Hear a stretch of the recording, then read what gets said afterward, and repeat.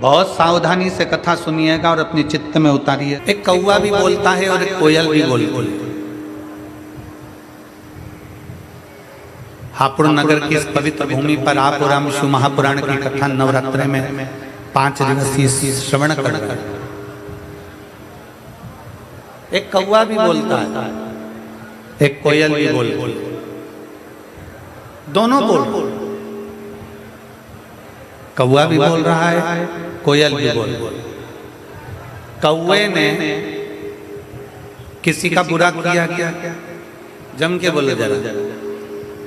कौवा आपका कोई बुरा कर गया? कौवा आपका कोई काम बिगाड़ कर गया? कौवा आपको कभी कोई अपशब्द कह कर गया? कौवा क्या आपको गाली देकर गया? कौवा क्या आपको आड़ा टेढ़ा बोल कर गया?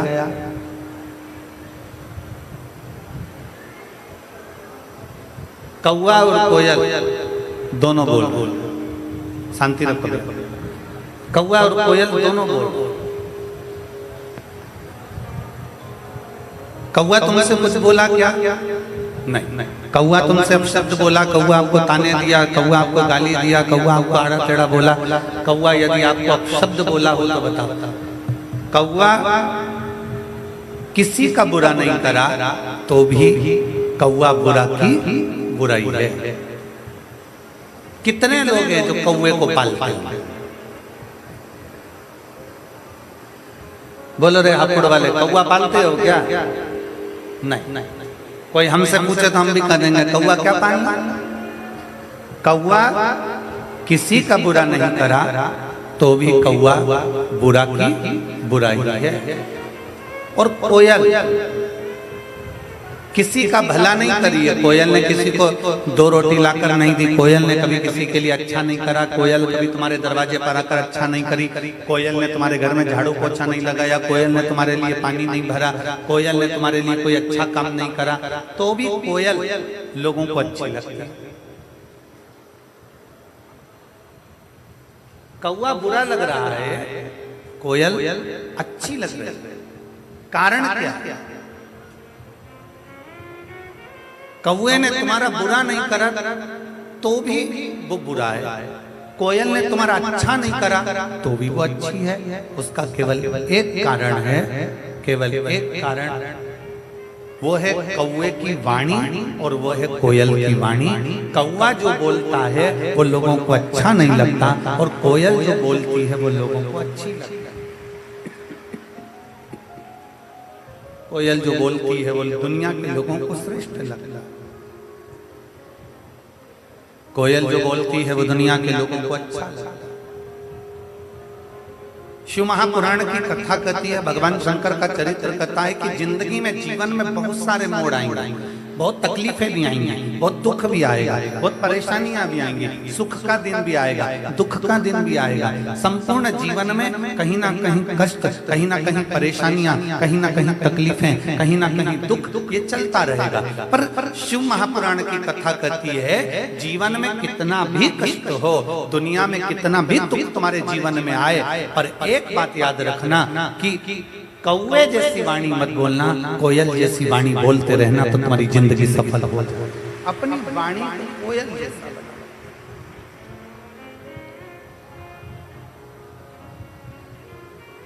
अपनी वाणी को श्रेष्ठतम बनाना। और जब वाणी को श्रेष्ठतम बनाएंगे, जब वाणी की श्रेष्ठता उत्पन्न करेंगे तो अपने आप सब आपसे जुड़ते चले जाएंगे, सब आपके करीब में आते चले जाएंगे, सब आपके नजदीक में आते चले जाएंगे।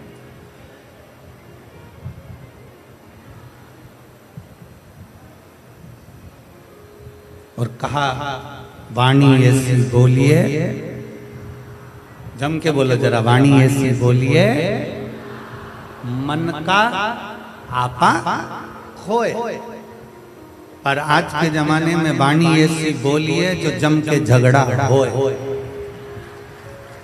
पर उससे मत बोलिए जो तुमसे तगड़ा हो। हो गया समय, आज के जमाने में लोग वाणी बोलते हैं, शब्द बोलते हैं, उससे विवाद उत्पन्न हो जाता है। प्रयास करो आप जितना अच्छा बोल सकते हो, जितना अच्छा रह सकते हो, जितनी अच्छी जिंदगी अपने घर में निकाल सकते हो, जितना अच्छा जीवन अपने आनंदमय घर में निकाल सकते हो, उतना निकालने का प्रयास है।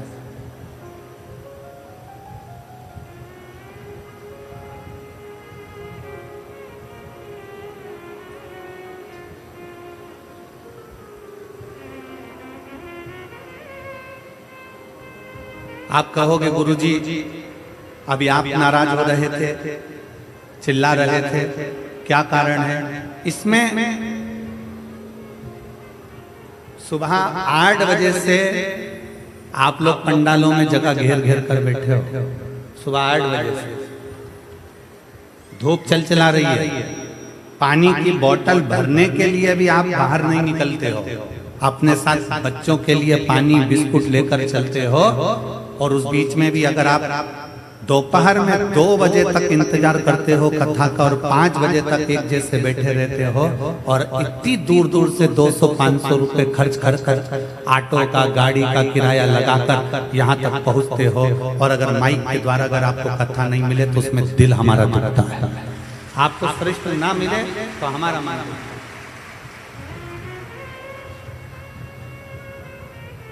माइक वाला तो अपना पेमेंट लेगा चले जाएगा, टेंट वाला अपना पेमेंट लेगा चले जाएगा, सब अपना अपना खाता लिखेंगे और चले जाएंगे। पर जो आप आए, आपने जो समय लगाया है परमात्मा को देने के लिए समय आए हो, अपना अपना घर छोड़कर, परिवार छोड़कर, बच्चों को छोड़कर घर पर 4 दिन 5 दिन भगवान शंकर के विरल कथा को श्रवण करने के लिए आए, उसमें मूलता आप।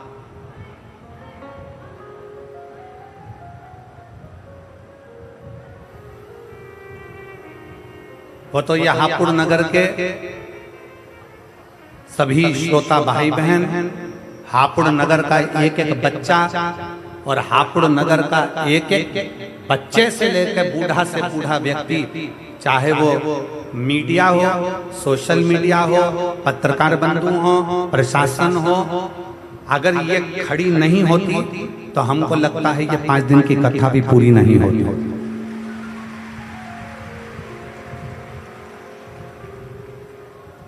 वो तो ये प्रशासन ने,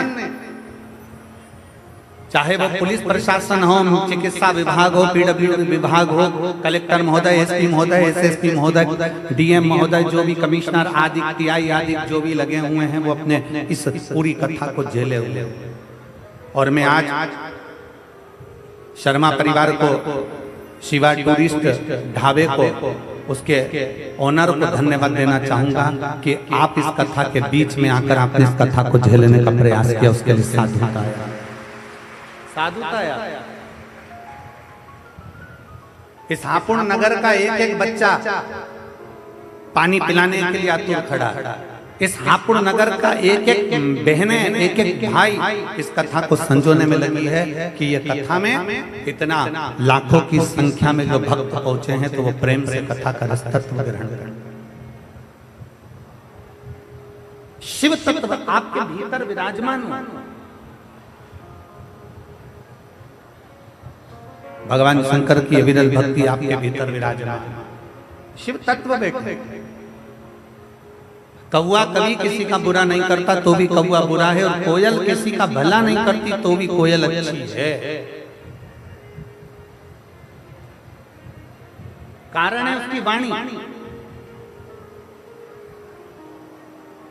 कितना भी सुख का समय आ जाए, कितना भी दुख का समय आ जाए, कितनी भी संपदा का समय आ जाए, चाहे कितना भी तकलीफ का समय आ जाए, आप अपनी वाणी पर संयम रखिए, अपनी वाणी से मिठासता दीजिए, आप अपनी वाणी से श्रेष्ठता दीजिए।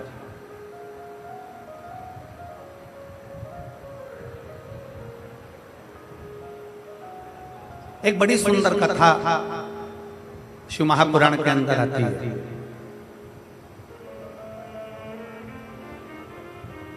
भगवान देवादिदेव महादेव माता पार्वती को नंदी पर बिठाकर उनके मायके लेकर जा रहे,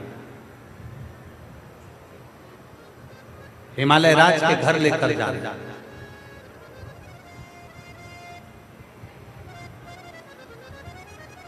माता पार्वती जी नंदी पर विराजमान है।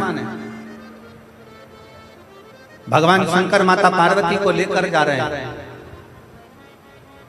पार्वती जी मायके जा रही हैं। और मायके जाते जाते जाते जाते बीच में पार्वती जी ने शंकर भगवान से थोड़ी देर नंदी रोकने को कहा। बाबा आप थोड़ा नंदी को रोकेंगे? बाबा आप थोड़ा नंदी को रोकेंगे? भगवान ओघड़दानी भगवान शंकर नंदी को रोकने के लिए नंदी को आदेश देते हैं, नंदी रुको। नंदी रुक जाता, प्रभु आज्ञा।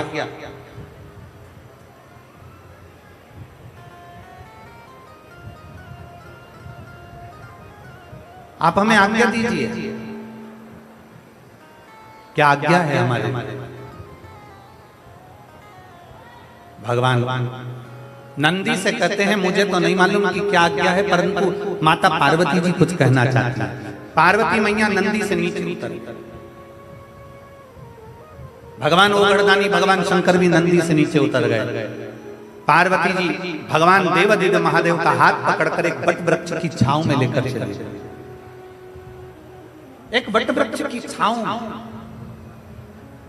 शिव महापुराण की कथा कहती है जिंदगी में कितना भी दुख आकर खड़ा हो जाए, कितनी भी तकलीफ आकर खड़ी हो जाए, कितना भी कष्ट आकर खड़ा हो जाए, आप कर्जे में लगा लूम भी हो जाओ, कितना भी जिंदगी में कर्जा बढ़ जाए, शिव महापुराण की कथा कहती है पर अपनी हिम्मत मत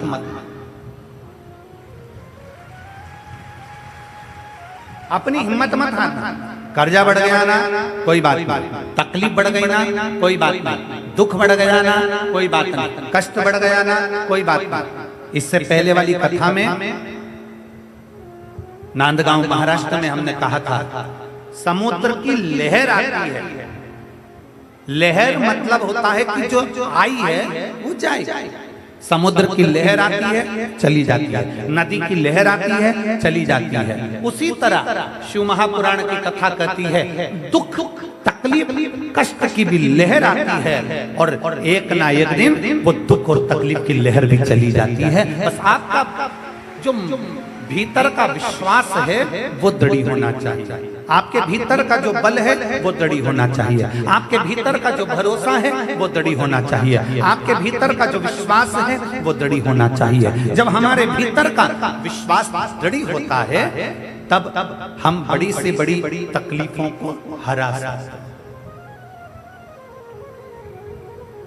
दुख की घड़ी में क्या करना है, तकलीफ की घड़ी में क्या करना है? शिव महापुराण में एक शंकर भगवान के शिवलिंग का वर्णन आता है बटकेश्वर महादेव।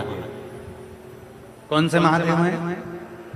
जम के बोलो जरा, बटकेश्वर महादेव। फिर एक बार वापस बोलिए। शिव महापुराण में एक महादेव का वर्णन आता है कि जिस समय पर भगवान शंकर ने क्रोध में आकर काल भैरव को प्रकट करा था और काल भैरव ने ब्रह्मा जी का सिर काट दिया था, वो सिर कटकर आगे गया और सिर कटकर जब आगे गया तो उनके मस्तक से वृक्ष ने जन्म ले लिया जिसका नाम बट का वृक्ष हुआ और शंकर जी उसके नीचे बैठे तो उसका नाम बटकेश्वर महादेव। वो बटकेश्वर महादेव।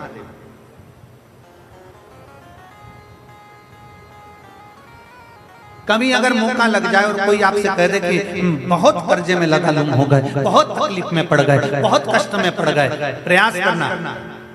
अगर कर्जा ज्यादा है तो मेहनत ज्यादा करना, कर्जा ज्यादा है तो कर्म ज्यादा करना है, कर्जा ज्यादा है तो रात दिन एक करना है, कर्जा ज्यादा है तो आप तकलीफों में घिरे क्यों हो? क्योंकि कर्जा होने के बाद आप मेहनत कम कर देते हो। कर्जा हो गया मेहनत को 4 गुना बढ़ा, कर्जा हो गया अपनी लगन को 4 गुना बढ़ा, कर्जा हो गया अपने कर्म को 4 गुना बढ़ा और साथ में अपनी मेहनत को बढ़ाते बढ़ाते बट वृक्ष के नीचे एक लोटा जल शंकर भगवान को चढ़ाना प्रारंभ करो और बड़ थोड़ी सी जड़ लाल वस्त्र में लेकर अपनी पर्स में या अपनी जेब में या अपने संदूक में या अपनी अलमारी में उसको रखो। प्रतिदिन बड़ के पेड़ के नीचे जाकर अगर शंकर जी नहीं भी हैं तो बड़ के पेड़ के नीचे बटकेश्वर महादेव का नाम लेकर अगर हम एक लोटा जल समर्पित करते हैं तो कर्जा कुछ ही दिन में चूकता जरूर है और लक्ष्मी की आवक बढ़ती है।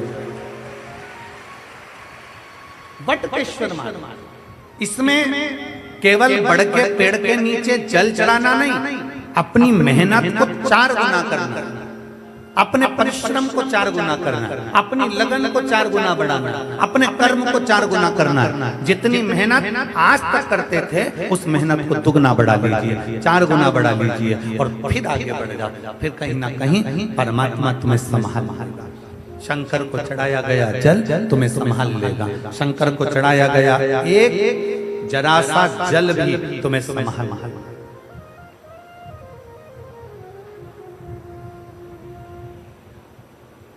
शिव का नाम हम तो आप लोगों से भी कहेंगे, प्रैक्टिकल कर देखना। कहीं सीहोर वाला महाराज झूठ तो नहीं बोल रहा। प्रैक्टिकल करते रहना चाहिए, प्रयास में लगे रहना चाहिए। और हमने पहले भी कथा में कहा कि प्रैक्टिकल जरूर करो। एक महाराज जी प्रवचन दे रहे थे, प्रवचन में बोल रहे थे मदिरा नहीं पीना चाहिए, शराब नहीं पीना चाहिए। मदिरा पीने वाला व्यक्ति गटर में पड़ा होता है, नाली में पड़ा होता है। उसमें एक महाराज का पहचान वाला बैठा था, उठकर खड़ा हो गया। खड़े होकर बोला, महाराज तुम इतना बड़ा बड़ा प्रवचन दे रहे हो, तुम्हारा सगा भाई पी के तो नाली में पड़ा है, गटर में पड़ा है, और तुम हमको ज्ञान दे रहे हो। अपने भाई को क्यों नहीं समझाते? महाराज जी को क्रोध नहीं आया। महाराज जी ने कहा, भाई मैं भी प्रवचन दे रहा हूँ, मेरा भाई भी प्रवचन दे रहा है, मैं मुख से समझा रहा हूँ, मेरा भाई प्रैक्टिकल करके दिखा रहा है। ये आपकी मर्जी है, आप कैसे समझेंगे आपके ऊपर है।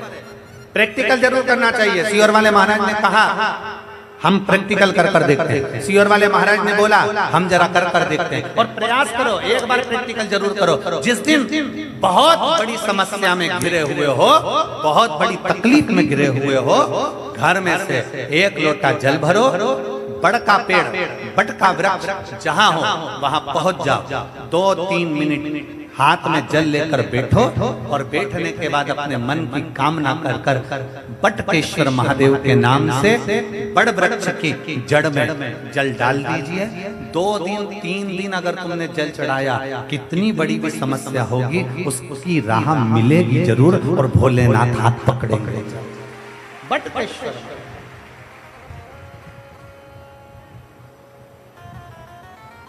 और तेरे बिना प्रभु तेरी कृपा बिना न हिले एक भी अणु, लेते हैं श्वास तेरी कृपा से तनो तनो। कुछ संभाल ले, आप उस पर आश्रित हो जाइए, आप उस पर समर्पित हो जाइए, आप उसका गुणगान करिए, आप उसका भजन करिए, आप उसका मंत्र जाप करिए, आप उसका नाम जाप करिए। समाज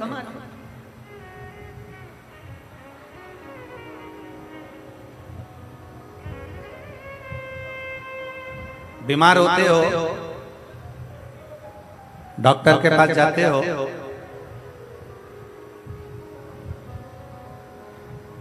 डॉक्टर आपसे कह देगा तुम्हें बड़ी बीमारी हो गई है, शरीर में कष्ट है, दवाई से ठीक होना है कि ऑपरेशन कराना। डॉक्टर पूछेगा, डॉक्टर बोलेगा आपको दवाई से ठीक होना है कि ऑपरेशन कराना। मान लो एकदम तुम डॉक्टर के पास पहुंच गए और डॉक्टर ने कह दिया कि तुम्हारे को ऑपरेशन करना पड़ेगा, तुम्हारे घुटने का ऑपरेशन करना पड़ेगा, तुम्हारी हड्डी का ऑपरेशन करना पड़ेगा। तो तुम डॉक्टर साहब से कहोगे डॉक्टर साहब ऑपरेशन मत करिए, थोड़ा दवाई दे दीजिए ना, दवाई से ठीक हो जाए तो अच्छी बात।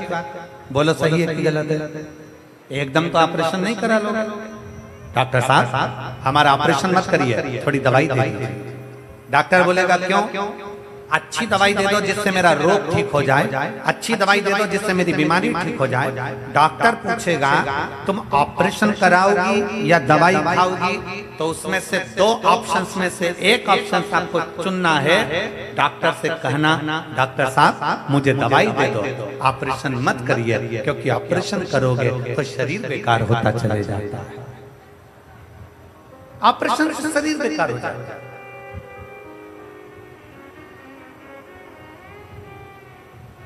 डॉक्टर ने कहा मैं दवाई दे रहा हूं, ऑपरेशन की जरूरत नहीं पड़ेगी। पर इतना याद रखना, इस दवाई को 3 टाइम खाना, सुबह, दोपहर और जम के बोलो जरा शाम। ये दवाई 3 टाइम खाने की है। सुबह खाना, दोपहर में खाना, शाम को खाना। सुबह की दवाई को पानी से ले लेना, दोपहर की दवाई को भोजन के बाद ले लेना, और शाम की दवाई को सोने से पहले ले लेना। ये 3 दवाई मैं तुझे दे रहा हूं। रेगुलर खाना, 1 महीने तक खाना। 1 महीने के बाद मैं जांच करूंगा कि ऑपरेशन की जरूरत तो नहीं है। 1 महीने तक तुमने दवाई खाई, दवाई खाने के बाद डॉक्टर के पास गई, डॉक्टर साहब देखो मेरे को ऑपरेशन की जरूरत तो नहीं। डॉक्टर ने जो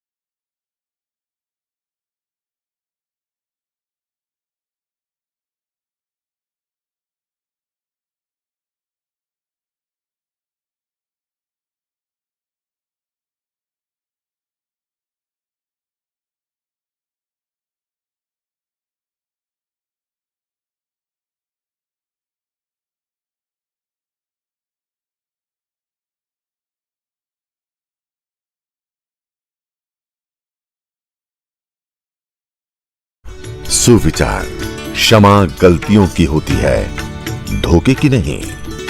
ऐसो सतगुरु भावे मुझको, ऐसो सतगुरु भाए, ऐसो सतगुरु भावे मुझको, ऐसो सतगुरु भाए, ऐसो सतगुरु भावे मुझको, ऐसो सतगुरु भाए, ऐसो सतगुरु भावे मुझको, ऐसो सतगुरु भावे।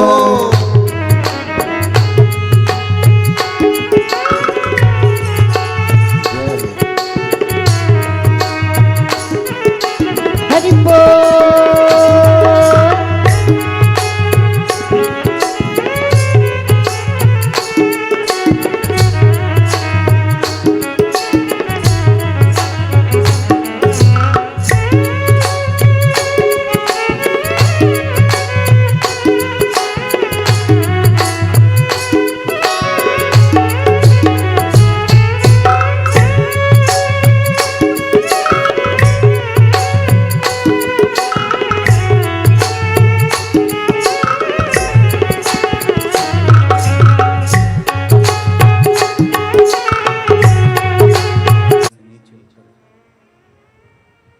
माता पार्वती जी को लेकर शिव जी बट वृक्ष की छांव में पहुंच गए।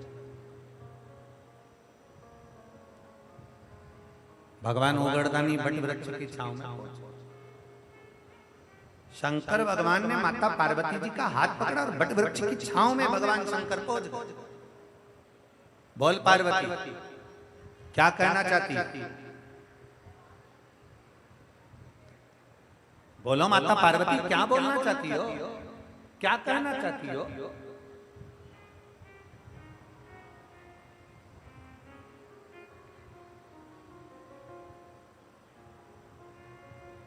क्या कहना है आप? अब पार्वती जी की एक तो नई नई तो शादी हुई और पहली बार तो मायके जा रही है, और मायके जब शादी होती है, नई नई बहू आती है, जब नया नया मंगल विवाह होता है, बहू घर में आती है तो सास भी उसकी बहुत परीक्षा लेती है।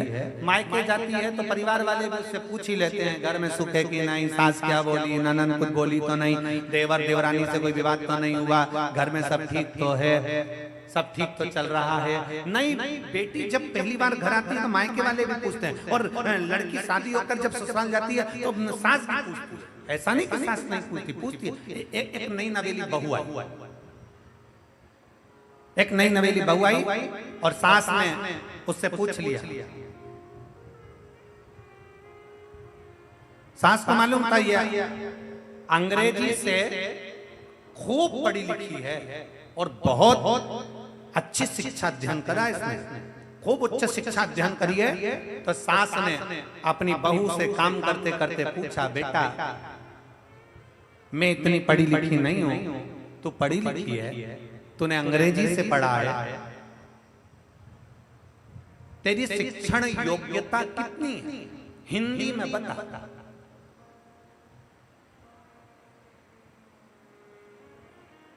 सास ने पूछा तेरी शिक्षण योग्यता कितनी है, हिंदी में बता, क्योंकि मेरे को अंग्रेजी नहीं आती। क्या करा है तूने, क्या पढ़ाई करी तूने, कहां तक पढ़ी तूने, तेरी शिक्षण योग्यता क्या है, मुझे हिंदी में बता। अब बहू ने सिर पे पल्लू लेकर तुरंत कहा, मम्मी अब हिंदी में कैसे बताए। बहू तो बेचारी चक्कर खाई, पहले सोचा बिचारा कि मैं क्या बताऊं इसको, हिंदी में बताना है क्योंकि सास पढ़ी लिखी नहीं, अंग्रेजी जानती नहीं। तेरी शिक्षण योग्यता क्या है, हिंदी में बता।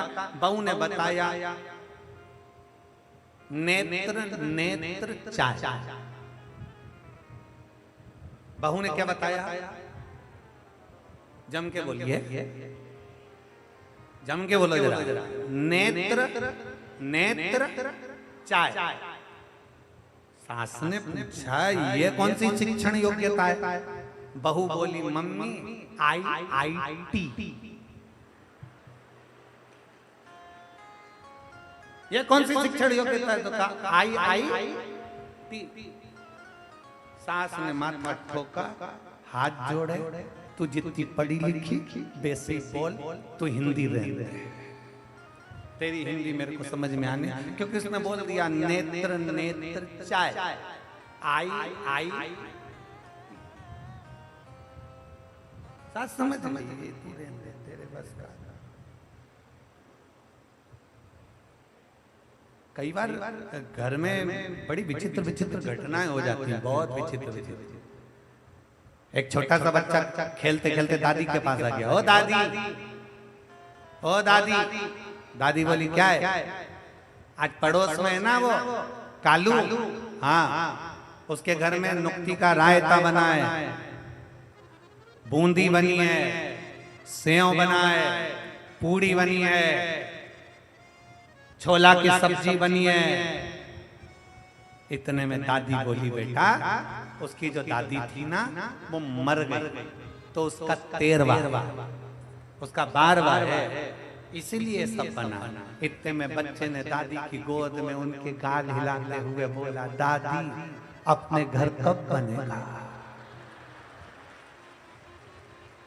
दादी ने एक घर के दिया, मुझे निपटाने की प्लानिंग कर रहा है, मुझे मारने की प्लानिंग।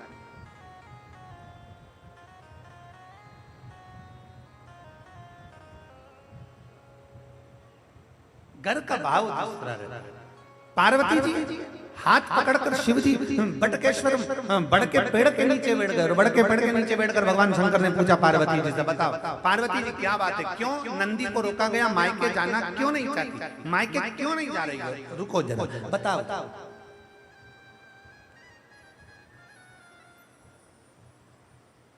एक गाना का एक गीत है, उस गीत में एक लाइन आती है, आप लोगों ने स्मरण करा होगा, ससुराल में इतना प्रेम मिले कि मायके के कभी क्या है इसको क्या कहते हैं? ससुराल में इतना प्यार मिले मायके कभी ना याद आए। बाबुल की दुआएं लेती जा तुझको सुखी संसार। ससुराल में इतना प्यार मिले मायके की कभी ना याद आए। किसको याद नहीं आती मायके की? जिसको ससुराल में अधिक प्रेम मिले, जिसको ससुराल में अधिक स्नेह मिले, जिसमें ससुराल में अधिक सम्मान मिले, आदर मिले, सत्कार मिले, तो मायके की याद नहीं आती। पार्वती जी को भगवान शंकर उनके मायके छोड़ने जा रहे हैं, मायके लेकर जा रहे हैं। पहली बार शादी होने के बाद पहली बार पार्वती जी मायके जा रही थी, पर उतर गई नंदी से नीचे और बट वृक्ष की छांव में चली गई। भगवान शंकर के साथ बढ़ के पेड़ के नीचे बैठ गई। शंकर भगवान ने पूछा, पार्वती तुम मायके नहीं जाना चाहती? तुम मायके नहीं जाना चाहती? पार्वती जी ने शंकर भगवान से कहा, प्रभु मेरा मन मायके जाने का नहीं।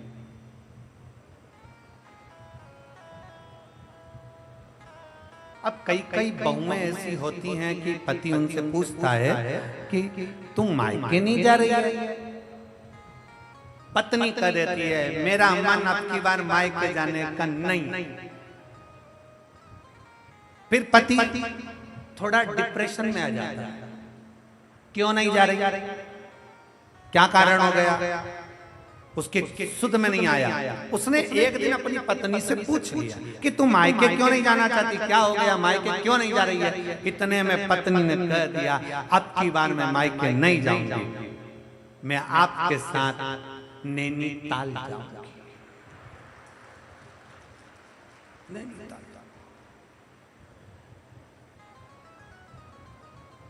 अब भोले बाबा को भी चिंता लगी। शंकर भगवान ने पूछा, पार्वती ए पार्वती तुम मायके क्यों नहीं जाना चाहती? पार्वती जी ने कहा, मैं मायके नहीं जाना चाहती। क्यों नहीं जाना चाहती? पार्वती जी ने कहा, मैं मायके इसलिए नहीं जाना चाहती क्योंकि मेरे मायके में जब मैं सती बनकर जन्मी थी तब दक्ष प्रजापति मेरे पिता ने तुमको श्राप दिया था कि तुम शमशान में निवास करोगे, शमशान में रहोगे। मेरा पति शमशान में रहता है, तो मुझे मायके नहीं जाना। मेरा आपसे निवेदन है, जहां तुम रहते हो शमशान में, अब मुझे वहां जाना है, मुझे वहां ले।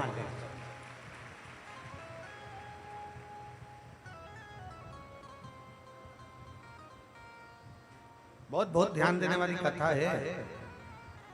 ए हापुड़ की जीजी और हापुड़ के जितने मेरे जीजा बैठे हैं वो भी ध्यान दें, बहुत समझने वाली कथा। पार्वती जी कह रही हैं, मैं मायके नहीं जाना चाहती, मुझे लेकर चलना है। तो आपको मेरे पिता ने श्राप दिया था शमशान में रहने का, शमशान में चले, मुझे शमशान लेकर चले। और घर की बहू वही श्रेष्ठ है जो शमशान को भी स्वर्ग बना दे। वो घर की बहू, वो घर की बहू है।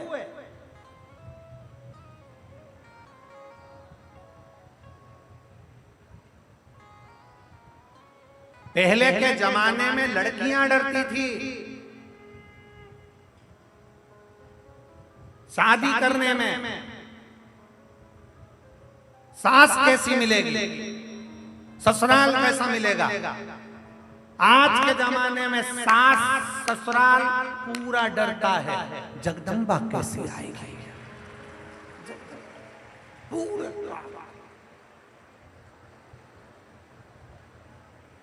चार बार तो पंडित जी के पास जाती हैं, पंडित जी जरा मिलान करके बता दो सब ठीक तो है, इसका चरण ठीक तो है। पंडित जी ने पूछा, तुम लड़की देखी आई? हाउ कैसी लगी? हम गए थे गुरुजी, हम मेरठ गए थे उसको देखने के लिए। गुरुजी हम उसको देखने के लिए गाजियाबाद गए थे गुरुजी, हम उसको देखने के लिए दिल्ली गए थे गुरुजी, हम उसको देखने के लिए यहाँ गए थे गुरुजी, हम उसको देखने वहां गए थे। हम 15 लोग लड़की देखने गए गुरुजी, लड़की इतनी बढ़िया है, इतनी बढ़िया है गुरुजी, उसके मुंह से आवाज तक नहीं निकली। हमने जितना पूछा उतनी बोली, बहुत शालीनता, बहुत सीधी। गुरुजी हम उसका फोटो भी लेकर आए, जरा देखकर बताओगे कैसी है? गुरुजी बोले अभी नहीं बोली है, पर घर आएगी, जब वो बोलेगी तो तू भी डोलेगी। अभी काहे बोले? अभी उसको आफत मोल लेना है, शादी करेंगे। पहले का समय था, लड़कियां डरती थी, सास कैसी मिलेगी, ससुराल कैसा मिलेगा, परिवार कैसा मिलेगा, कौन कैसा मिलेगा। आज के जमाने में घर के लोगों को डर लगता है। हमारी एक बेटा, केवल एक बेटा है, भगवान से निवेदन है बहू अच्छी है, उसको लेकर चले, परिवार को लेकर चले, नातों को लेकर चले, रिश्तों को लेकर चले। पहले के समय में 4-5 बेटे होते थे तो सास ससुर को भी लगता था अगर एक भोजन नहीं देगी तो चलेगा, दूसरी नहीं देगी तो चलेगा, तीसरी के पास रह लेंगे, तीसरी ना देगी तो चौथी के पास रह लेंगे, कोई तो भोजन देगा। और आज के जमाने में तो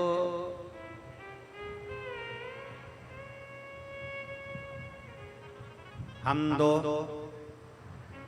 हमारे 2, बाकी के घर में जो आए उनको बाहर। अब लेन देकर केवल एक बेटा, एक बहू और बहू एक, और मन में भाव आए कि मेरी बहू आए तो बहुत अच्छी आए, समझदार आए, समझ के अनुकूल आए, सम्मान करे, आदर करे, सत्कार करे। और फिर निवेदन करूंगा इस व्यासपीठ के माध्यम से, हापुड़ की इस पवित्र भूमि से, नवरात्र के पावन अवसर पर ना कभी सास बुरी होती है, ना कभी बहू बुरी होती है। मेरा कोई बेटी कभी बुरी नहीं होती, ना सास बुरी है ना बहू बुरी है। बहू अगर बुरी होती तो सास अपने जेवर तोड़वा कर शादी में बहू के लिए जेवर नहीं बनवाती, और अगर बहू बुरी होती तो अपने पिता का घर छोड़कर तेरे घर नहीं आती। दोनों बुरी नहीं, बुरी दोनों नहीं है, बस थोड़ा सा समय का चक्र, थोड़ा सा समय ऐसा आ जाता है जिस समय के अंदर व्यक्ति को थोड़ा सा काल चक्र घेरने लगता है तो घर में थोड़ा मन मिल नहीं पाता, स्थिर नहीं हो पाता, तो विवाद खड़ा हो जाता है। इसलिए शिव महापुराण की कथा कहती है कि थोड़ा बेकार जो समय चल रहा है, काल चक्र जो चल रहा है, गलत समय चल रहा है, इसको थोड़ा सा दूर हट जाए उतना इंतजार करो। थोड़ा शंकर जी को जल चढ़ाकर प्रयास करो कि मेरा दुख का जो समय है वो टल जाए, दुख की घड़ी है वो निकल जाए, ऐसा समय आए कि मेरा जीवन सार्थक हो और मेरा घर भी सार्थक हो, मेरा जीवन सार्थक, मेरा घर भी सार्थक। और फिर निवेदन है, मत बुरे कर्म कर बंदे वरना पछताएगा, भगवान की आंखों से तू बच नहीं पाएगा, तू बच नहीं पाएगा। अरे ओ अज्ञानी मत कर नादानी, अरे ओ अज्ञानी मत कर नादानी, तेरे कर्म का फल भी तो ही पाएगा, जैसा किया तूने तेरे आगे आएगा।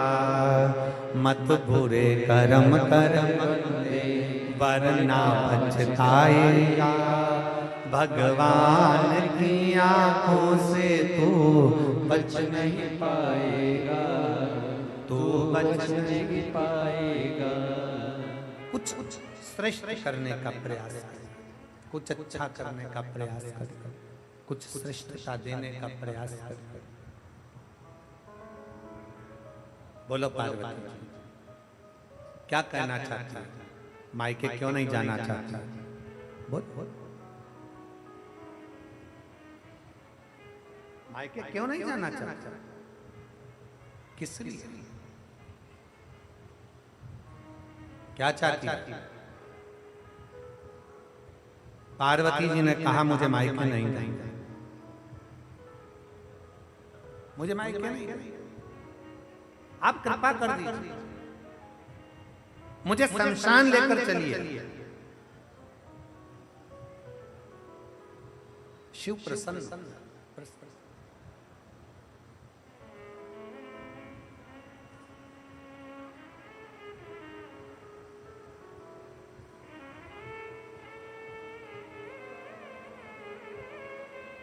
मेरे ओघड़दानी कब क्या कृपा करते हैं, मेरे शंकर कब करुणा कर देते हैं ये मालूम नहीं पड़ता। पार्वती जी आज बड़े आनंद में बोल रही हैं, मुझे कैलाश, मुझे शमशान जाना, और दुनिया का केवल एक ही स्थान है जहां अमीर गरीब सबकी शान सम है, इसलिए उसका नाम सम शान है। अमीर जाता है वो भी बांस में, गरीब जाता है वो भी बांस पे, अमीर जाता है वो भी घास पर, गरीब जाता है वो भी घास पर, अमीर जाता है वो भी सफेद कपड़े में, गरीब जाता है वो भी सफेद कपड़े में, अमीर जाता है वो भी राख का ढेर बन जाता है, गरीब जाता है वो भी राख का ढेर बन जाता है, बादाम खाने वाला जाता है तो भी राख बन जाता है, और गुलाब जामुन खाने वाला जाता है वो भी राख बन जाता है, सूखी रोटी खाने वाला जाता है वो भी राख बन जाता है। जिस जगह पर अमीर और गरीब का कोई भेद नहीं है, जो जाता है वो बांस पर जाता है। हाँ, तुम्हारे यहाँ पर इधर हापुड़ में अगर डनलप के गद्दे पर जाते हो तो बात दूसरी। तुम्हारे यहाँ अगर कहीं बहुत करोड़पति मर जाए और उसको डनलप के गद्दे पर ले जाए तो बात दूसरी है। पर शिव पुराण कथा कह रही है, अमीर भी जाता है तो बांस पर, गरीब भी जाता है तो बांस पर, अमीर भी जाता है तो घास पर, गरीब भी जाता है तो घास पर, अमीर भी जाता है तो सफेद कपड़े में और गरीब भी जाता है तो सफेद कपड़े में। जहाँ जाकर सबकी शान सम हो जाती है उसका नाम सम शान है। वहाँ कोई बड़ा नहीं, कोई गरीब नहीं, कोई अमीर नहीं, सब राख का ढेर है, क्योंकि वो शंकर का धाम है। शिव के दरवाजे पर सबका लेवल बराबर होता है, कोई बड़ा नहीं, कोई छोटा नहीं। शिव शिव है।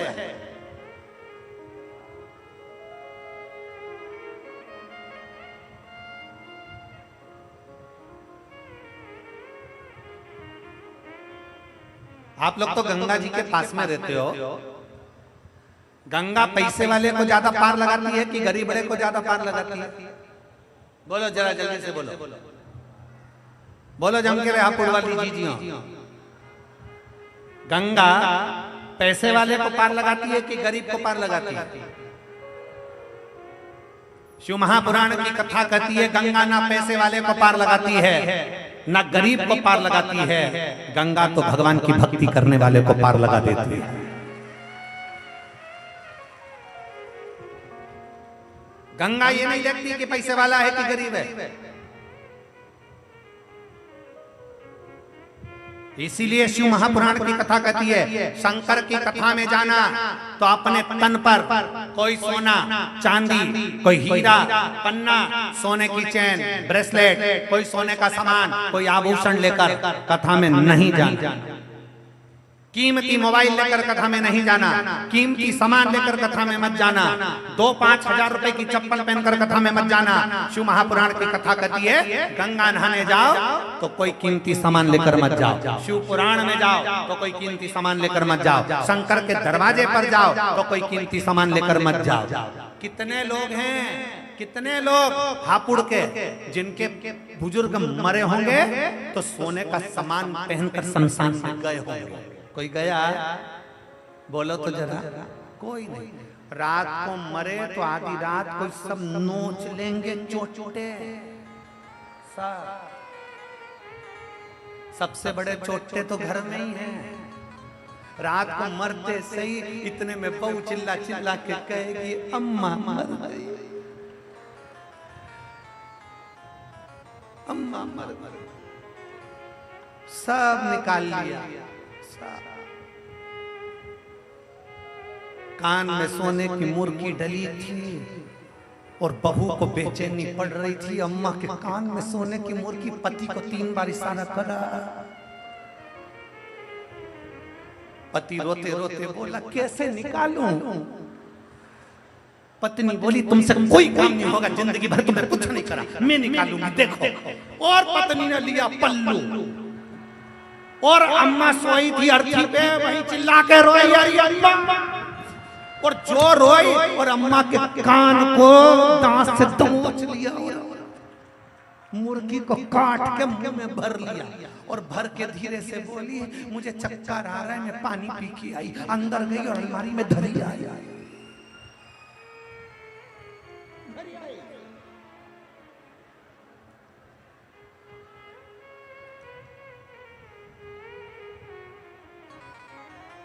इसीलिए कहते हैं मेरे बाबा के दरबार में सब लोगों का खाता, मेरे बाबा के दरबार में सब लोगों का खाता है, शंकर के दरबार में सब लोगों का खाता, मेरे बाबा के दरबार में सबका खाता है, मेरे बाबा के दरबार में सब लोगों का खाता, मेरे बाबा के दरबार में सब लोगों का खाता, सबका खाता है यहाँ पर सबका खाता है, ओ सबका खाता है यहाँ पर सबका खाता है, सबका खाता है यहाँ पर सबका खाता है, सबका खाता है यहाँ पर सबका खाता है, मेरे बाबा के दरबार में सबका खाता है, शिव लहरी के दरबार में सबका खाता है। बड़े भाव से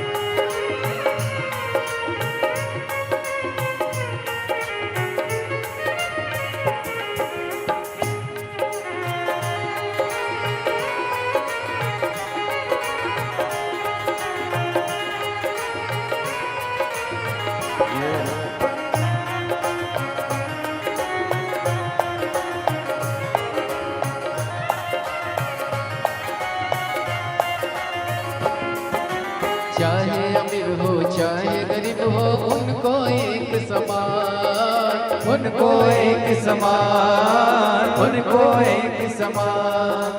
चाहे अमीर हो चाहे गरीब हो उनको एक समान, उनको एक समान, उनको एक समान। सबकी बिगड़ी वही बनाए हो, सबकी बिगड़ी वही बनाए हम सबके भगवान। शिव लहरी के दरबार में सबका गाता है, शिव लहरी के दरबार में सबका गाता है।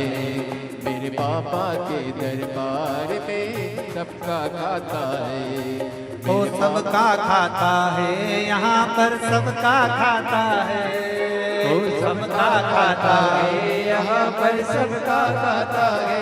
वो सबका खाता है यहाँ पर सबका खाता है, सबका खाता है यहाँ पर सबका खाता है। शिव लहरी के दरबार में सबका खाता है, मेरे भोले के दरबार में सबका खाता है।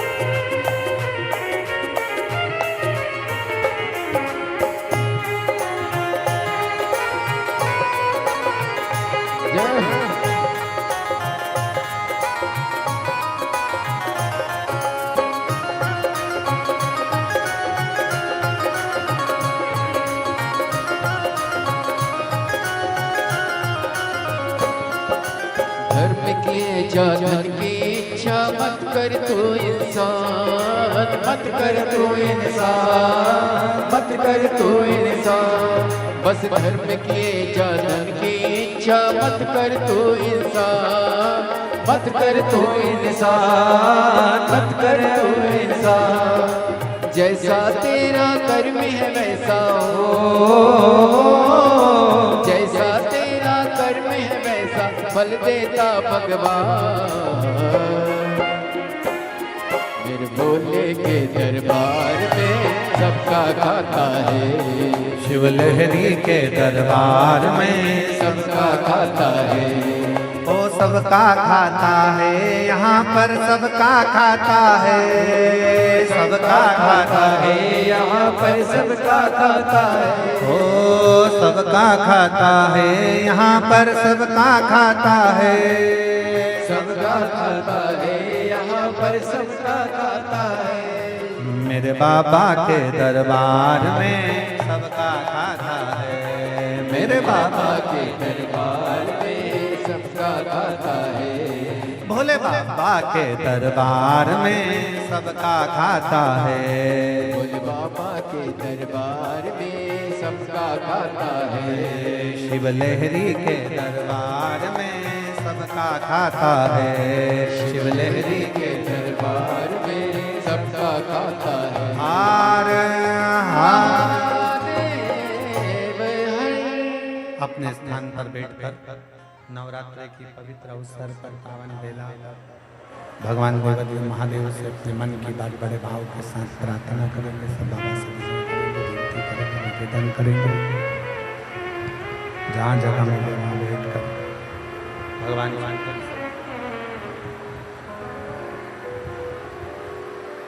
जहाँ जगह मिले वहाँ बैठ कर भगवान देवदेव महादेव से अपने मन की बात बड़े भाव के साथ कहिए, दिल से प्रार्थना करिए, दिल से विनय करिए, निवेदन करिए।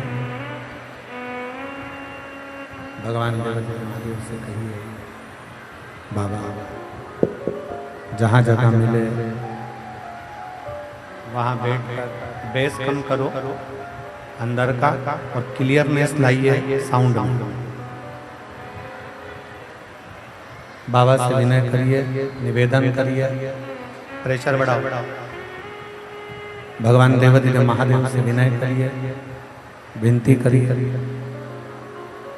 जहाँ जगह मिल जाए वहाँ बैठ कर बड़े प्रेम से बाबा से विनय करिए, निवेदन करिए। भगवान से स्वीकार करिए, भगवान शंकर से स्वीकार करिए।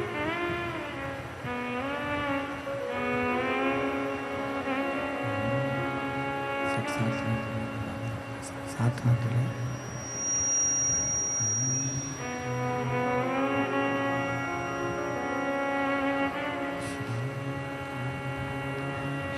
शिवाय नमस्तुभ्यं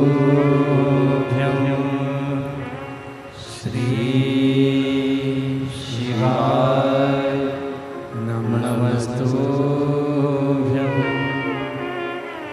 श्री शिवाय नमस्तुभ्यं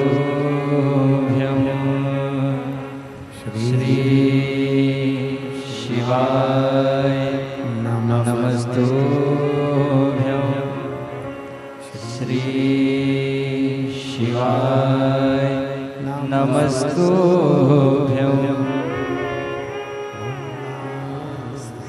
दुख काटो हमारा भोला, सब दुख काटो हमारा। शंकर जपो तेरी माला, भोले बाबा जपो तेरी माला, सब दुख काटो हमारा ओ भोला, सब दुख काटो हमारा। शिव मंगल मंगलकारी, शिव मंगल मंगलकारी, शमशान वासी हमारा, शमशान वासी हमारा ओ भोला, सब दुख काटो हमारा ओ भोला, सब दुख काटो हमारा।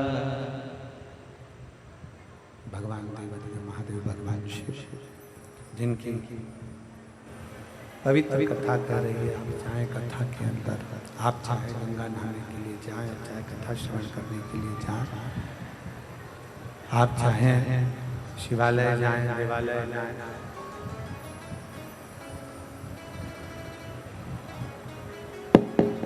भगवान के मंदिर, देवालय, शिवालय, कहीं पर भी जाएं, अपना सोना चांदी हीरा पन्ना आभूषण रत्न माणिक मोती सब छोड़ कर चलो, सब अपने घर पर छोड़ो और फिर भगवान शंकर के दरवाजे पर जाओ।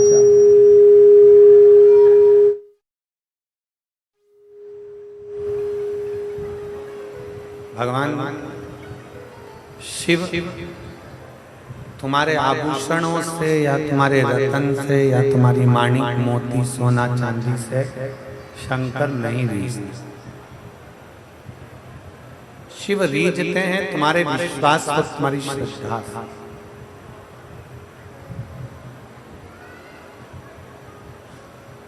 शंकर रीझते हैं तुम्हारे भरोसे से।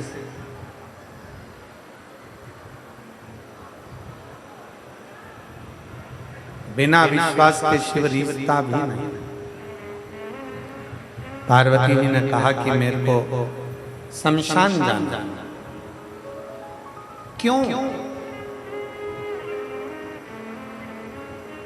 किस लिए? भगवान देवदेव महादेव ने जब पूछा तो पार्वती जी कहती हैं कि आपको श्राप लगा है कि आप शमशान में रहेंगे। आपको श्राप है, आप शमशान में रहेंगे। तो मुझे भी शमशान जाना।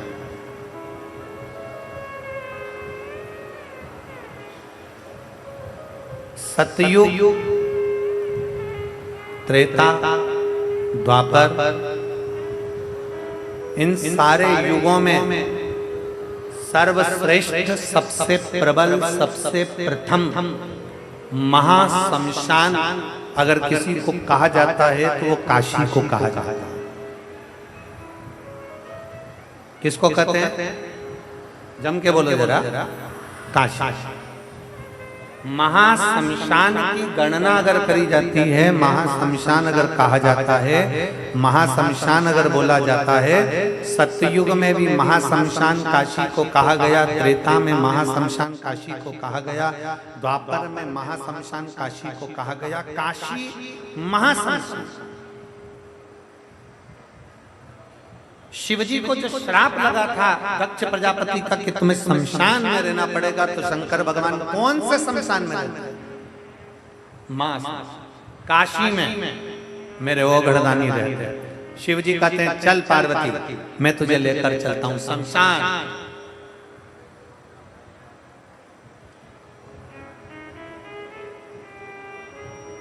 कुछ कृपा, फिर निवेदन, थोड़ी मेहनत हाथ की, बाकी कृपा भोले।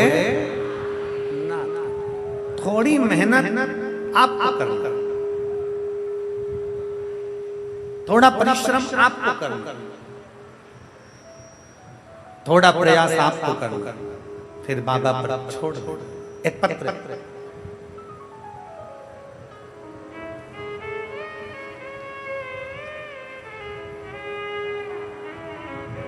मेरा नाम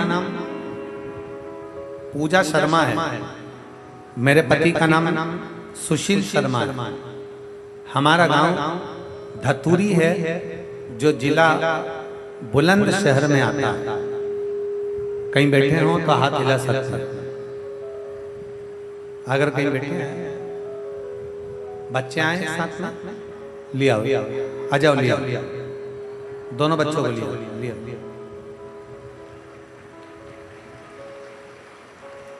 गुरुजी, मेरा नाम पूजा शर्मा है, मेरे पति का नाम सुशील शर्मा है। हमारा गांव धतूरी है, जो कि जिला बुलंदशहर में है। गुरुजी, पत्र को आप लोग एलईडी के माध्यम से पढ़ सकते हैं, आस्था चैनल के माध्यम से पढ़ सकते हैं। मेरा नाम पूजा शर्मा, पति का नाम सुशील शर्मा, हमारा गांव धतूरी है, जो कि जिला बुलंदशहर में है। एक लोटे जल का मैं महत्व क्या वर्णन करूं गुरुदेव। गुरुजी, मेरी शादी को हम 5 साल, 6 साल, 7 साल, 10 साल, 15 साल, 18 साल इंतजार करते रहे। 19 साल हमने इंतजार करा। 19 वर्ष तक मुझे संतान का सुख नहीं। शादी को 19 साल निकल गए गुरुदेव। डॉक्टरों ने भी कह दिया था, डॉक्टरों को जब दिखाया तो डॉक्टरों ने कह दिया कि आप कभी मां नहीं बनेंगे। गुरुदेव, डॉक्टरों ने एक रिपोर्ट के माध्यम से मुझे बता दिया था कि मैं कभी मां नहीं बन सकती। गुरुजी, मेरी बड़ी बहन अंजू शर्मा ने बताया, सीहोर वाले मिश्रा जी कथा करते हैं और उनकी शिव महापुराण की कथा Uma public school greater Noida में चल रही है। जिस समय पर 2023 में आप Uma public school greater Noida में कथा करने के लिए आए थे, तब मेरी बहन ने मुझे कहा कि इनकी कथा यहाँ हो रही है, और मैंने उनकी कथा में सुना है पंडाल में बैठकर जो मांगा जाता है बाबा देता जरूर। पंडाल में बैठकर जो मांगा जाता है बाबा देता जरूर है। मैंने अपनी बहन से कहा तो क्या मैं कथा में आ जाऊं? मैं अपना गांव धतूरी छोड़कर केवल एक दिन के लिए कथा में पहुंच गए, और एक दिन की कथा मैंने ग्रेटर नोएडा के पंडाल में बैठकर श्रवण करी। श्रवण कर कर बाबा को प्रार्थना कर कर वहां की रच को प्रणाम करा और नमन कर कर बाबा से विनती करी, बाबा मैंने सुना है कि पंडाल में बैठकर कथा सुनने वाले की आप गोदी भरते हो, झोली भरते हो। बाबा आज मैंने भी कथा सुनी है, आप कृपा करना। डॉक्टर ने मना कर दिया, 19 साल हो गए शादी को। डॉक्टर कहते हैं मैं कभी मां नहीं बन सकती, पर तेरी कृपा होगी तो सब होगा। मेरी बहन एक दिन की कथा सुनाकर मुझे अपने घर ले आई और मुझसे कहा कि सफेद आंकड़े की जड़ का प्रयोग कर। सफेद आंकड़े की जड़ को लाकर तुमरुका जी का नाम लेकर तुमरुकेश्वर महादेव के नाम से शिव मंदिर में खड़ी होकर लाल धागे में उसको कमर पर मैंने बांधा। पशुपति नाथ का व्रत हम पति पत्नी ने दोनों ने करा। मैं बाबा का क्या धन्यवाद दूं गुरुदेव। कथा के केवल 2 महीने बीते थे और बाबा की कृपा से मेरा गर्भ ठहर गया। गर्भ तो ठहर गया गुरुदेव, पर मुझे क्या मालूम था कि सारा दुख मुझ पर ही भगवान ने लिख दिया है। मेरे भाग्य में इतना दुख लिखा है भगवान ने, मैं नहीं जानती थी गुरुदेव। मेरा गर्भ तो ठहर गया। डॉक्टर ने कह दिया कि तुम्हारे गर्भ में 2 बच्चे हैं। मुझे क्या मालूम था कि मेरे गर्भ में 2 बच्चे हैं और दोनों बच्चे गर्भ में थे। पर गुरुदेव मेरी डिलीवरी डॉक्टर ने कह दिया 9 महीने तक नहीं रुक सकते। मेरा 5वां महीना पूर्ण हुआ था, 6वां महीना मुझे लगा था और 6ठे महीने के केवल 12 दिन हुए थे गुरुदेव, और मेरा गर्भ दर्द होने लगा, तकलीफ होने लगी। डॉक्टर ने कहा कि अभी की अभी ऑपरेशन कर दोनों बच्चों को निकालना पड़ेगा। 6 महीना 12 दिन के मेरे 2 बच्चे थे। मैं ऑपरेशन कराने के लिए हॉस्पिटल जाती, उससे पहले मैं शंकर जी के पास चली गई। शिव जी को दोनों हाथों से जल चढ़ाते हुए बोली, बाबा तू मेरी लाज मत रख। पर वो सीहोर वाला प्रदीप मिश्रा तो चिल्ला चिल्ला कर कहता है कि शंकर है हाथ पकड़ने वाला, तो दुख क्या होगा। 6 महीने में मेरा बच्चा जन्म ले रहा है।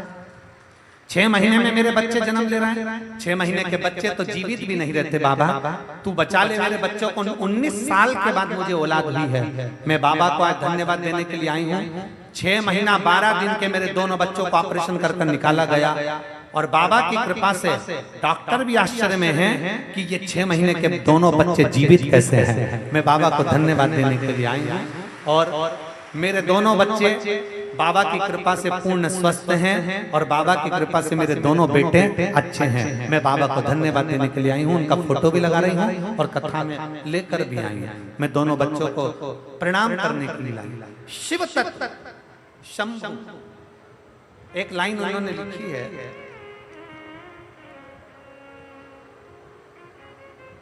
गुरुजी डॉक्टर भी आश्चर्य में है कि 6 महीने के बच्चे दोनों जीवित कैसे रह सकते। ये आश्चर्य का विषय है।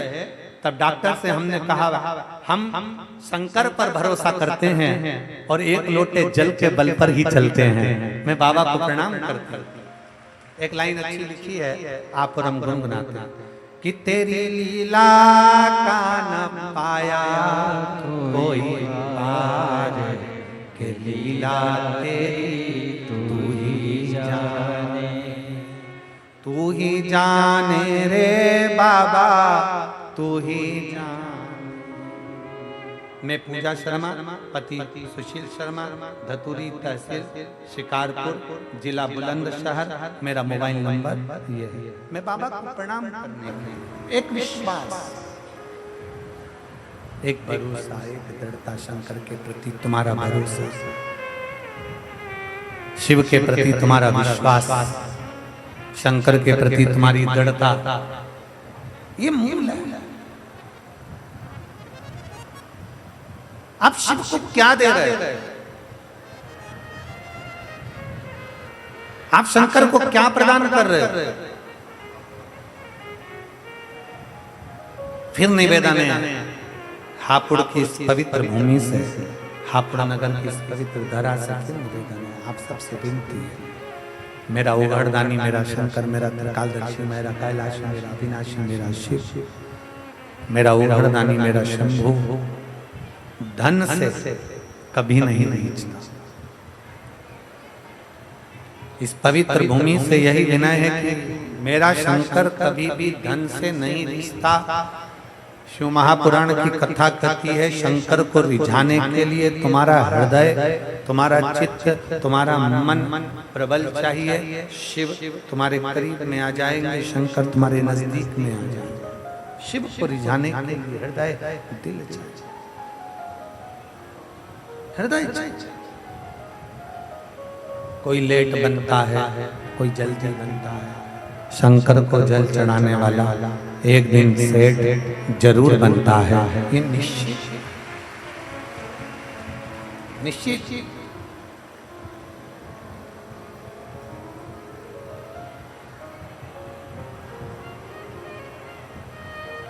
एक पत्र और है। मेरा नाम सौरभ, मैं मोदी नगर निवाड़ी रोड धोलड़ी गांव से आया। आप आ जाओ, बेलपत्र लगाना। श्री शिवाय नमस्ते, आ जाओ। मेरा नाम सौरभ है, मैं मोदी नगर निवाड़ी रोड धोलड़ी गांव से हूं। एक लोटे जल का मैं क्या वर्णन करूं गुरुदेव। मैं संगीत सीख रहा हूं, मेरा दिल्ली संगीत में सीख रहा हूं, और दिल्ली में संगीत का ऑडिशन देने गया था तो पहली बार में सिलेक्शन नहीं हुआ, दूसरी बार गया सिलेक्शन नहीं हुआ, तीसरी बार गया सिलेक्शन नहीं हुआ। मैंने सोचा अब नहीं जाऊंगा ऑडिशन देने के लिए, और मैं अपने घर आ गया। बड़ा दुखी हुआ। तभी आपकी कथा मेरी माता के कहने पर मैंने श्रवण करी और शंकर के मंदिर में जाकर जल चढ़ाना प्रारंभ करा। जब जल चढ़ाना प्रारंभ किया, गुरुजी मैं बाबा को नहीं जानता था, मैं शंकर पर इतना विश्वास तो नहीं करता था जितना आपकी कथा पर करा, और विश्वास कर मैं शिव को जल चढ़ाना प्रारंभ करा। जल चढ़ाकर एक बेलपत्री में शहद लगाकर शंकर को लगाकर मैं ऑडिशन के लिए फिर अप्लाई करा, और बाबा को मैं धन्यवाद देने के लिए आया हूं गुरुदेव। जब चौथी बार मैं शंकर पर भरोसा कर पूरी मेहनत के साथ गया तो मेरा ऑडिशन में हो गया सिलेक्शन। मैं बाबा को यहाँ धन्यवाद देने के लिए आया हूँ, बाबा को प्रणाम करने के लिए आया। ये शिव है, शंकर है।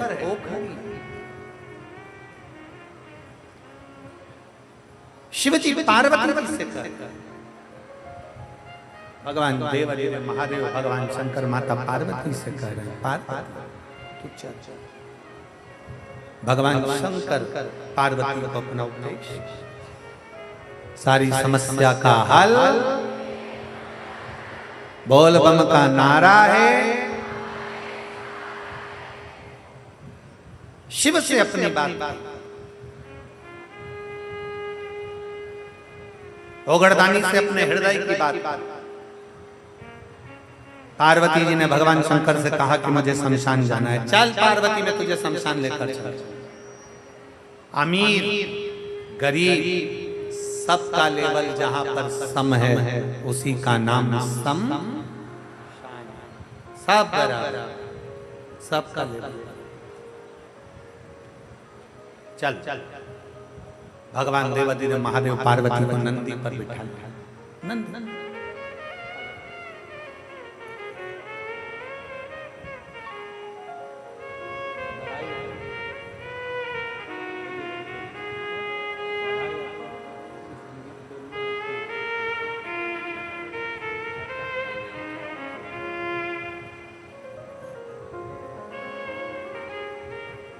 शिव तत्व भगवान नंदी पर पार्वती जी को बिठा लिया, और नंदी पर माता पार्वती को बिठाकर भगवान शंकर कैलाश काशी के लिए चल गए।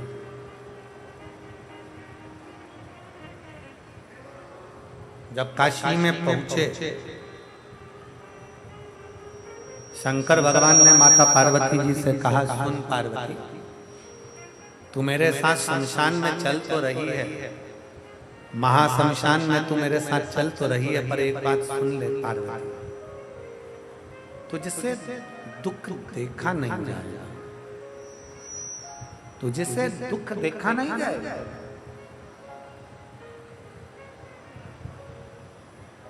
तो शमशान में दुख देखकर बड़ी परेशान हो जाएगी पार्वती। पार्वती जी कहती हैं मुझे उससे कोई मतलब नहीं, मुझे तो शमशान जाना है, आपके साथ में आपको श्राप लगा है शमशान में रहने का, मुझे शमशान में रहना। शिव महापुराण की कथा कहती है, भगवान शंकर का संवाद कहता है, शिव तत्व कहता है कि पति अगर तकलीफ में है तो धर्म पत्नी का फर्ज है उसको बीच मझधार में ना छोड़े, कदम से कदम मिलाकर उसका साथ देती हुई उसको आगे बढ़ाकर ले जाए, साथ देते आगे बढ़ाकर ले जाए, कदम से कदम मिलाकर पति के साथ में आगे बढ़ते हुए चले।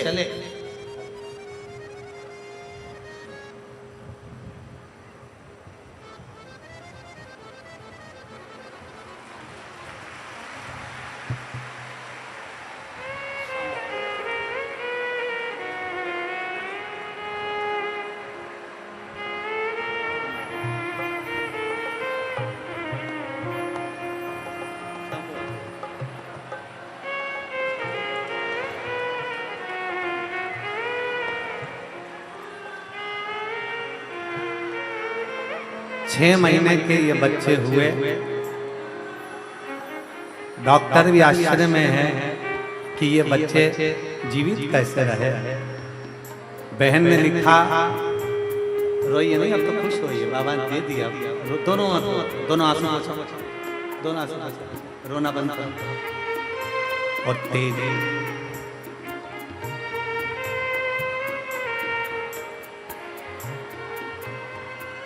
तेरी कृपा बिना एक भी अणु लेते हैं श्वास, तेरी कृपा से तनो तनो।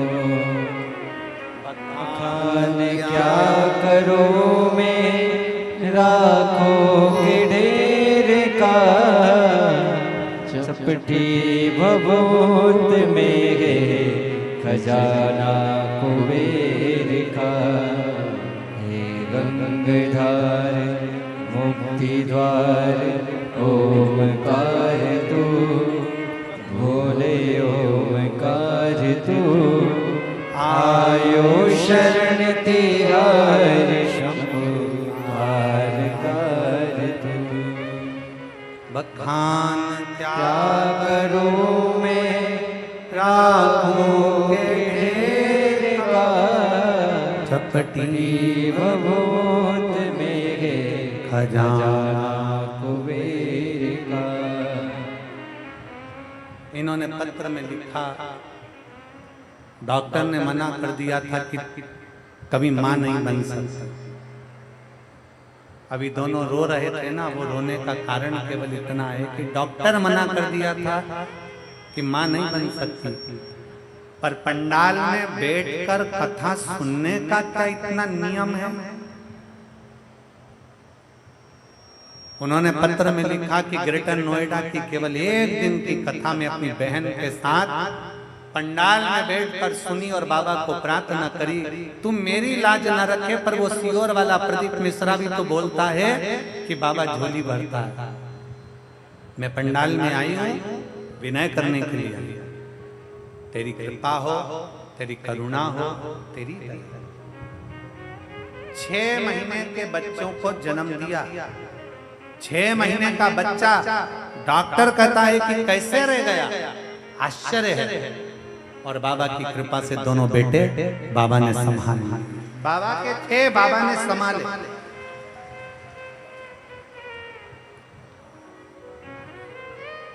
दोनों कुबेर भंडारी उसका नाम ही कुबेरेश्वर बाबा है, उसका नाम ही कुबेरेश्वर महादेव है। लोग आते हैं दीपावली की रात्रि को अपने घर की पूजन कर कर सीधे सीहोर आ जाते हैं। सीहोर में आकर दीपावली की रात्रि को दीप प्रज्वलन करते हैं मंदिर के प्रांगण में, बाबा की कंकर शंकर की भूमि पर। और दीपावली के दूसरे दिन खजाना लेते हैं, बाबा से मांग कर ले जाते हैं, बहुत तकलीफ में हूँ, अब की खजाना ऐसा दे दे कि अगली बार मैं भी खजाना लुटाने के लिए आऊं। और बाबा खजाना देकर ले गए। इसीलिए दीपावली की रात्रि को कुबेर भंडारी के यहाँ लोग दीप लगाने सीहोर पहुंच जाते हैं, कुबेरेश्वर धाम आ जाते हैं। रात को रुकते, भजन करते, दीपावली मनाते, दूसरे दिन बाबा का खजाना लेते, चल शिव तत्व एक भरोसा अपने भीतर जागृत करें। शिवजी पार्वती से कह रहे हैं, पार्वती शमशान में दूसरे का दुख नहीं देखा जाएगा, तकलीफ नहीं देखी जाएगी तुझसे।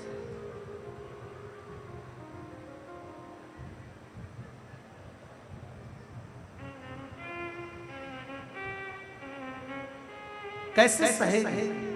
पार्वती जी कहने लगी मुझे तो जाना। शमशान में, काशी में पार्वती जी चली गई।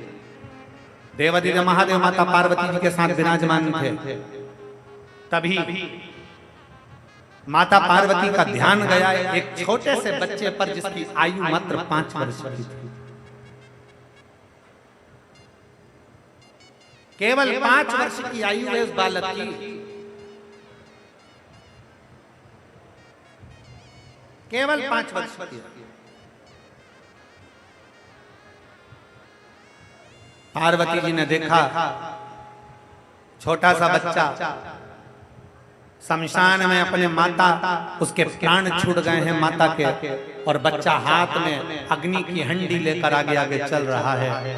पीछे चिल्लाने वाले राम नाम सत्य चिल्ला। बच्चा चिता पर मां लेटी है, अंतिम संस्कार हुआ है। माता पार्वती का ध्यान उस बच्चे पर था जो 5 वर्ष की आयु का, उस काशी की पवित्र भूमि पर जिसकी माता का अंतिम संस्कार हो रहा है। पार्वती जी का ध्यान, जो माता पार्वती का ध्यान गया, बच्चा अपनी माता का अंतिम संस्कार कर रहा है। इतनी देर में माता पार्वती एक बूढ़ी मां का रूप रखती उस बच्चे के पास में पहुंच गई। एक बुजुर्ग का रूप रखकर, एक बूढ़ी का रूप रखकर। किस रूप में परमात्मा आता है, कैसे रूप में भगवान आता है, कोई नहीं जानता। एक पत्र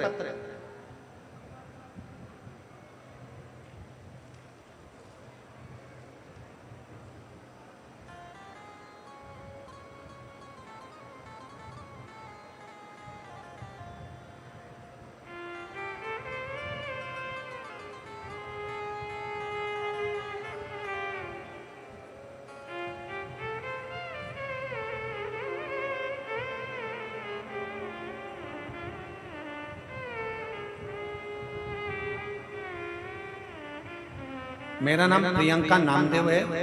मेरे पति का नाम डॉक्टर आशीष नामदेव है। मेरा मोबाइल नंबर ये है।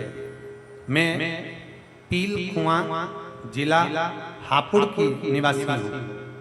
कहीं बैठी हो तो हाथ हिला सकते। मेरा नाम प्रियंका नामदेव है। मेरे पति का नाम डॉक्टर आशीष नामदेव है।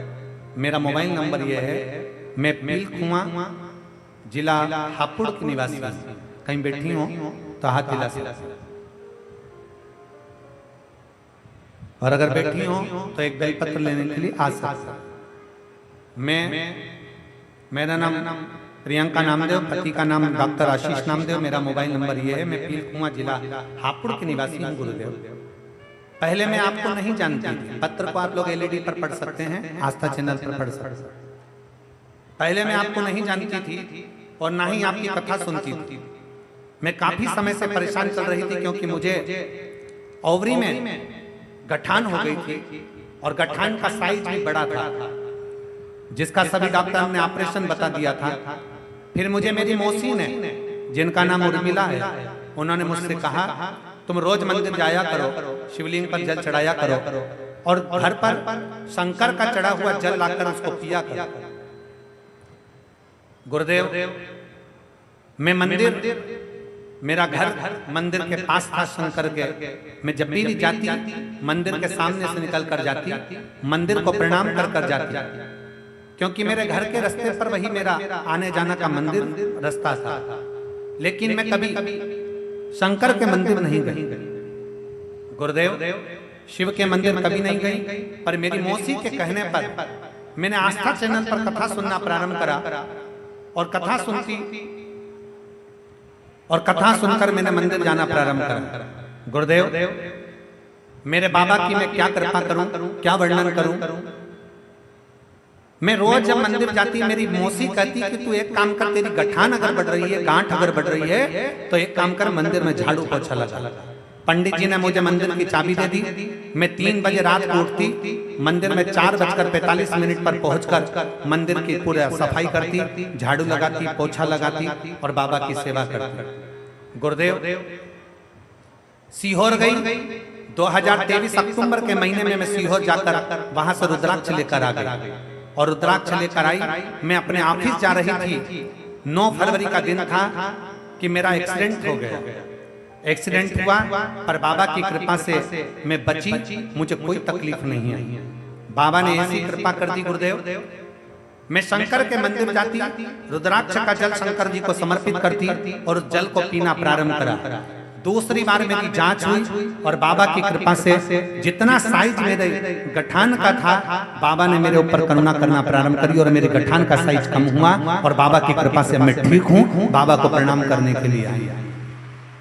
मेरा नाम प्रियंका नामदेव, मेरे पति का नाम डॉक्टर आशीष नामदेव। मेरा मोबाइल नंबर ये है। मैं पील कुआं, जिला हापुड़ का निवासी। ये शिव भक्त, ये शंकर की ओघड़ भक्त। जब हम कोई भरोसा भगवान शंकर पर करते हैं, जब हम विश्वास भगवान शिव पर करते हैं, तो शिव हमें संसार करता ही है, शंकर हमें समाज करता है। और खाली ना जाता कोई दर से तुम्हारे, खाली ना जाता कोई दर से तुम्हारे। मैं भी खड़ी हूँ नदी पारे पसारे, अपने दया लगा लो कि राजा रहा हो, उठा लो। माता पार्वती जी बड़ी दुखी होकर, माँ पार्वती जी छोटे से बच्चे को देखा। 5 वर्ष का बच्चा अपनी माता के लिए रो रहा है। 5 वर्ष का बच्चा अपनी माता के लिए रुदन कर रहा, रो रहा, आंखों से आंसू बह रहा है। उस बच्चे के बूढ़ी का रूप लेकर माँ पार्वती वहां पहुंची। बूढ़ी और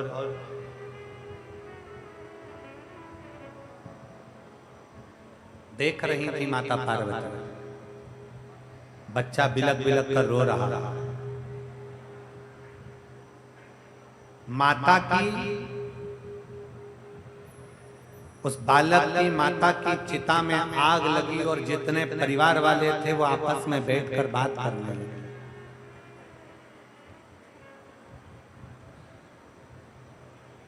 आपस में बैठकर बात कर रहे हैं।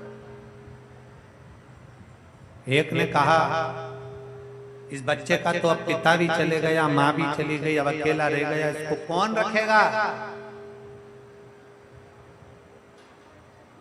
कौन संभालेगा इसको, कौन रखेगा इसको? कोई रखने को तैयार नहीं। चिता में आग लगी, रिश्तेदार पीछे से धीरे धीरे धीरे धीरे कर कर चले गए। बच्चा तो रोने में लगा था, 5 वर्ष का बच्चा, और माता पार्वती जी उसको देख रही थी।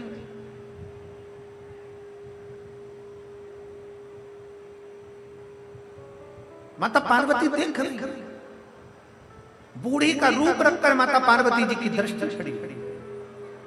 बच्चा रो रहा, रिश्तेदार चले गए, परिवार चले गया, अकेला बच्चा रो रहा है, अकेला। रोते रोते रोते रोते रोते उस बच्चे ने देखा मेरे परिवार का कोई व्यक्ति मुझे नजर नहीं आ रहा, मेरे परिवार का कोई व्यक्ति मुझे दिख नहीं रहा, मेरे परिवार का कोई व्यक्ति नजर नहीं आ रहा। आंखों से आंसू भरकर रो रहा था। बूढ़ी का रूप रखकर माता पार्वती जी ने उस बच्चे का हाथ पकड़ा और बच्चे का हाथ पकड़कर एक स्थान पर माता पार्वती जी ने उस बच्चे को बिठा दिया। माता पार्वती जी ने एक हाथ पकड़कर बच्चे को एक स्थान पर बिठाया और माता पार्वती जी वहां से चली गई।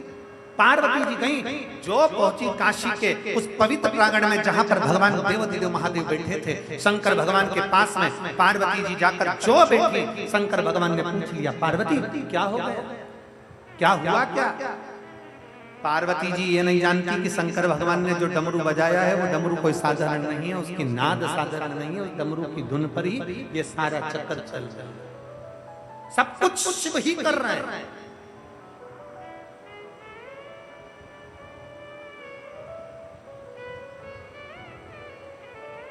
सब शंकर।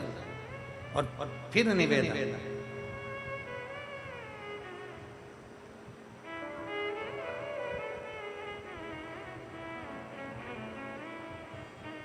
सुख भी वही दे रहा है और दुख भी वही दे रहा है, कष्ट भी वही दे रहा है और सारा कार्य भी वही दे रहा है, सुख भी वही दे रहा है और दुख भी वही दे रहा है, सब कार्य वही कर रहा है। शंकर भगवान ने पूछ लिया पार्वती जी से, पार्वती जी बता। शिव जी ने पूछा पार्वती जी से, बोल पार्वती क्या बात है, क्या हुआ बता। पार्वती जी कहती हैं, छोटा सा बच्चा, उसकी माँ शांत हो गई, उसका पिता शांत हो गया और पूरे परिवार के लोग उसको छोड़कर चले गए। उसकी माता भी शांत हो गई, उसके पिता भी शांत हो गए। 5 वर्ष का बच्चा अपने पूरे परिवार को छोड़कर, परिवार वाले उसको छोड़कर काशी में शमशान की धरा पर छोड़कर चले गए। मैं बड़ी दुखी हूँ। शंकर भगवान ने कहा, पार्वती मैंने तुझसे कहा था कि शमशान में मत चल तो दुखी हो जाएगी, शमशान में मत चल तू दुखी हो। पर पार्वती को क्या मालूम था ये तो शंकर का चक्कर, शिव का। और कैसा चक्कर चलाया रे हे शिव,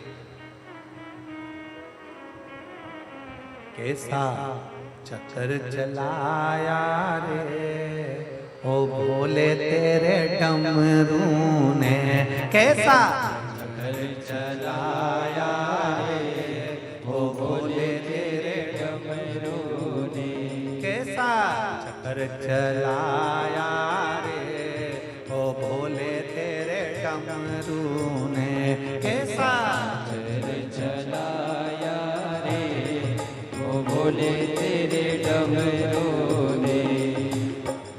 बड़े भाव से दोनों हाथों से ताली से बजते हुए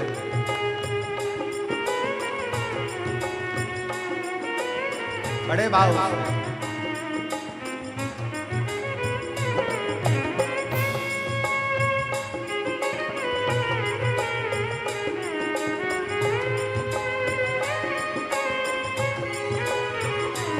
ऐसा चक्कर चलाया रे ओ बोले तेरे डमरू ने, कैसा चक्कर चलाया रे ओ बोले तेरे डमरू ने।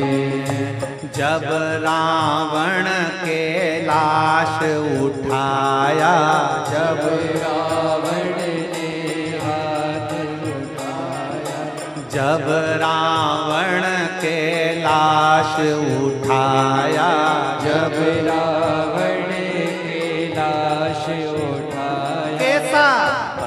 बढ़ाया रे ओ भोले तेरे डमरू ने, कैसा वजन बढ़ाया रे ओ भोले तेरे डमरू ने, ओ भोले तेरे डमरू ने, बाबा तेरे डमरू ने, भोले तेरे डमरू ने, बाबा तेरे डमरू, ओ भोले तेरे डमरू ने, बाबा तेरे डमरू ने, भोले तेरे डमरू ने, बाबा तेरे डमरू, कैसा चक्र चलाया रे ओ भोले तेरे डमरू ने, कैसा चल चलाया रे ओ भोले तेरे डमरू, बड़े भाव से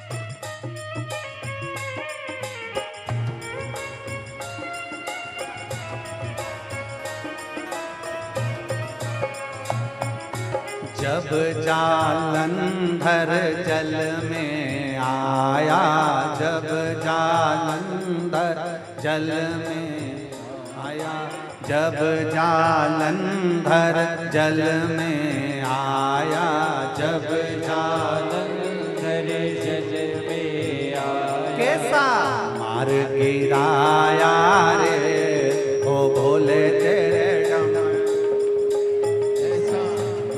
गिराया रे ओ भोले तेरे डमरू ने, कैसा मार गिराया रे ओ भोले तेरे डमरू ने, कैसा मार गिराया रे ओ भोले तेरे डमरू ने, ओ भोले तेरे डमरू ने, बाबा तेरे डमरू ने, भोले तेरे डमरू ने, बाबा तेरे डमरू, ओ भोले तेरे डमरू ने, बाबा तेरे डमरू ने, भोले तेरे डमरू ने, बाबा तेरे डमरू, कैसा चक्र चलाया रे ओ बाबा तेरे डमरू ने, कैसा